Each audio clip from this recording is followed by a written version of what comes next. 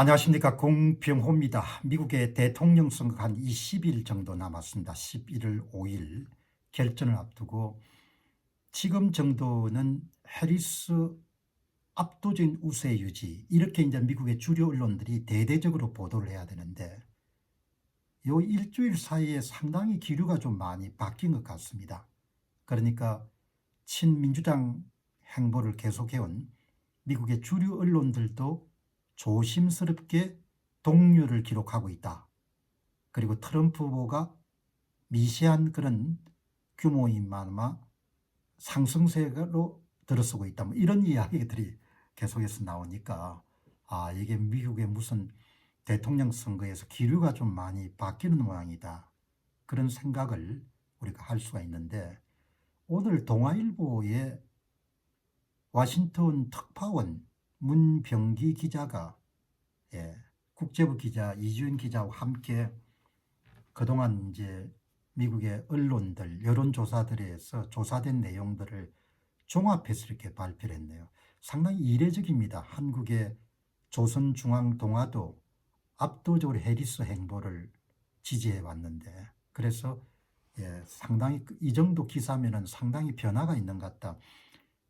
해리스의 마음이 다급하다. 친 트럼프 매체도 마다하지 않고 만나고 흑인 남성 공략에 본격적으로 나섰다. 이렇게 나온 거죠. 작은 제목이 해리스 트럼프의 지지율 따라잡혀 트럼프적 접전속 압승 자신감, 인터뷰와 기자회견을 피하던 해리스, 폭스뉴스 인터뷰 등 공시에 전환하고 나섰다. 예.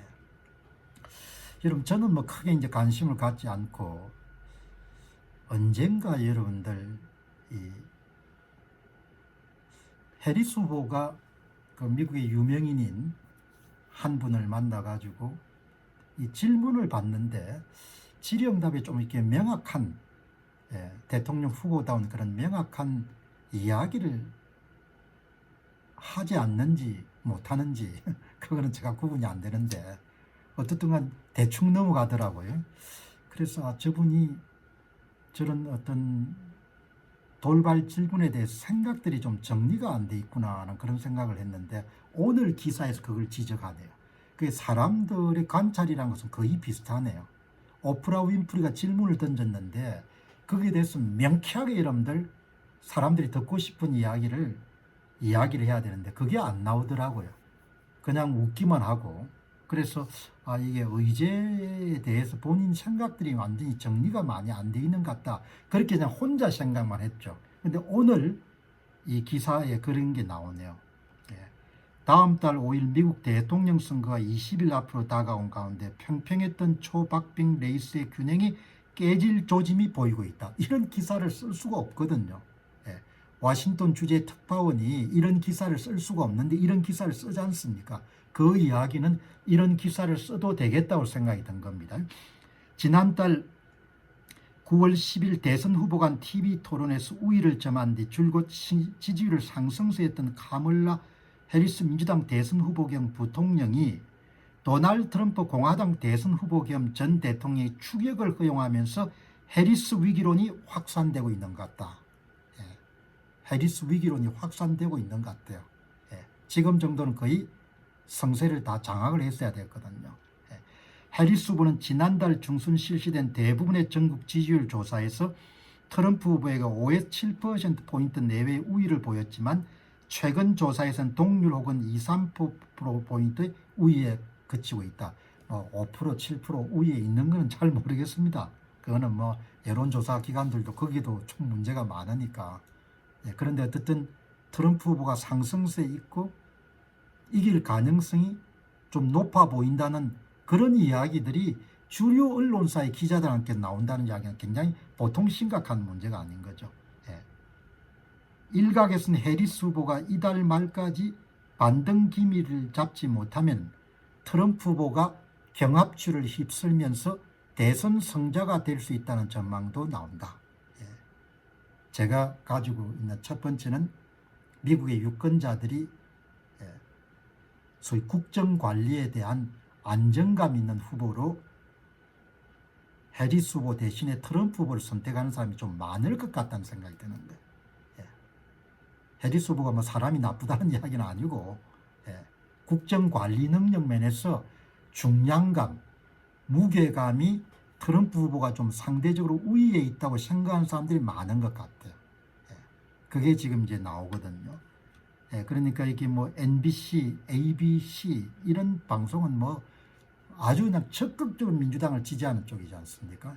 그럼에도 불구하고 10월 13일 날 48대 48, ABC는 50대 48, 예, 미국의 주류 언론들이 이 정도 보도한다는 이야기는 그러면 그거는 예, 상황이 바뀌었다는 이야기를 뜻하는 것이죠.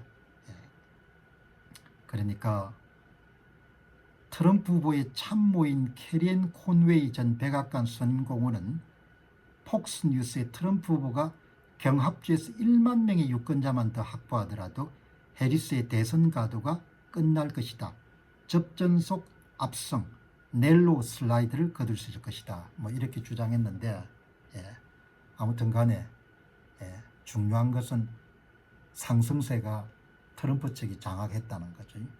물론 뭐 마지막까지 이제 가야 까봐야 되겠죠. 근데 여러분들 그 다음에 이 워싱턴 주재 동아일보 기자, 예, 아주 예리하게 보셨네요.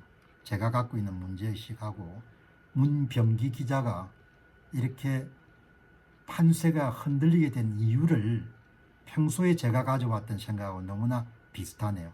예. 작은 제목의 소극적인 전략으로 주도권을 내준 해리스. 해리스 위기론의 주요 원인은 인터뷰 등을 피하는 소극적인 전략으로 트럼프 후보에게 의제 주도권을 빼앗겼다는 분석이 나온다. 정치 컨설턴트 더글라스 맥키너는 정치 매체 더 힐에서 준비되지 않은 질문을 받는 것을 두려워하는 것처럼 보이면서 해리스의 불안한 이미지가 커졌다고 진단했다. 다 사람이 비슷하네요, 보는 게. 예. 이 의제 주도권을 빼앗겼다는 것은 자기 생각이 정확하게 정리가 안 돼 있다는 거죠. 예. 선거는 전부를 건 전쟁이지 않습니까? 그 사람의 전부. 발끝부터 머리끝까지 전부를 건 전쟁인 거죠. 예. 의제 주도권을 상실했다는 것, 빼앗겼다는 이야기는 생각이 정리가 안 돼 있다는 것. 생각이 정리가 돼 있지 않으면 의도하지 않는, 예기치 않은 질문에 대해서 자신감 있게 이야기를 하기가 힘든 거죠. 그게 여러분들 유권자들한테 어떻게 비쳤는가 하니까 국정을 맡기기는 좀 불안하다는 그런 이미지를 준 겁니다. 아주 정확하게 정치 컨설턴트가 지적했는데, 준비되지 않은 질문을 받는 것을 두려워하는 것처럼 보이면서 해리스의 불안한 이미지가 커졌다. 지금 맡겨도 될까? 이렇게 생각하던 사람들한테 확신을 줄 수 없었던 겁니다.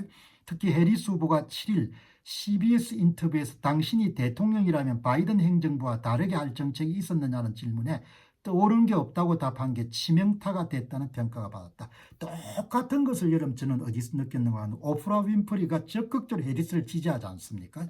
예, 오프라 윈프리는 전국적인 지명도를 갖고 있으니까, 예, 오프라 윈프리가 여러분들 기회를 준 거거든요. 예, 한 인터뷰에서. 예, 그러면 자신감 있게 자기 의견을 피력해야 되는데 대충 웃기만 하고 그냥 넘어가더라고요. 그래서 저 양반이 의제에 대해서 정확하게 정리가 안 돼 있고 그렇게 자신감이 없구나 하는 생각을 했는데, 그거를 정확하게 워싱턴 특파원이 지적하네요. 예. 떠오르는 게 없다. 생각이 없다는 겁니다. Have no idea. 예. 공화당 여론조사 전문가 빌 맥킨터프는 유권자들이 바이든 행정부의 성과를 부정적으로 보는 가운데 나온 이 발언은 역풍을 일으켰고 경제 문제, 불법 이민 문제, 중동 전쟁 등의 뚜렷한 비전을 제시하지 못한 점도 약점이다. 예. 여러분 지금 미국 사람들은 기본적으로, 제가 미국인이 아니지만 이런 생각이 들거든요. 첫째, 남북 국경의 이런 불법 이민자 문제 막아야 된다. 누가 적임자냐? 그렇게 생각할 것이고, 둘째, 예, 인플레이션이 많이 진행돼 먹고 살기 힘들다. 누가 좀 살기 좋게 하도록 만들 것이냐. 그 엄청난 돈을 여러분들 우크라이나 이런 데 퍼부어도 되냐. 우크라이나 전쟁하고, 예, 이스라엘 전쟁을 종식시킬 사람이 누구냐. 이렇게 생각할 겁니다. 딱 세 개. 여러 번 강조했지 않습니까? 이런 문제. 이 세 개에서 누가 안정적으로 국정을 수행할 것인가. 이런 질문을 가진 그 유권자들이 투표장에 나갈 거거든요. 예. 어쨌든 간에 한편 해리스 후보는 16일 친트럼프 성향의 보수 매체인 폭스뉴스와의 인터뷰를 갖는 등 만든 기회를 노리고 있다. 민주당 핵심 지지층이었던 최근 이탈 움직임을 보이는 흑인 남성을 위한 공약도 준비하고 있다. 예. 이 선거에 이름들 후보가 되면은 본인이 갖고 있는 모든 실력, 예, 어린 시절부터 축적된 모든 실력이 다 드러나기 때문에 여기서 이제 다 기회가 주어져도 잡기가 쉽지가 않은 겁니다. 그 미국은 검증받을 수 있는 기회가 여러 번 있지 않습니까? 예, 뭐 토론회도 있고 인터뷰도 있고, 예, 그냥 대충 넘어갈 수가 없는 거죠. 예. 아무튼 미국 이게 이렇게 되는데 이제 어제 보니까, 예, 트럼프 당선되면 주한미군 주둔비 13조 내라는 거 아닙니까? 지금이 아마 1조 한 뭐 얼마 될 겁니다. 지금보다 9배. 이게 여러분들 장사한 사람들의 특징일 겁니다. 예, 트럼프는 그걸 많이 해본 사람이지 않습니까? 협상을 할 때 일단 다 못 받더라도 많이 던져 놓는 겁니다. 그걸 앵클링 이펙트를 하지 않습니까? 13조 던져 나오면은 지금 1조 6천억 정도에서 5조까지는 받아낼 수 있다고 보는 거죠. 그래서 뭐 13조에 너무 겁내걸 필요는 없고 어떻든 좀 더 낼 각오는 해야 되겠죠. 당선되면. 그걸 이제 주는 대신에 우리는 핵 연료 처리라든지 그런 부분을 수건 사업을 해결해야 될 것이고 지켜보죠. 감사합니다.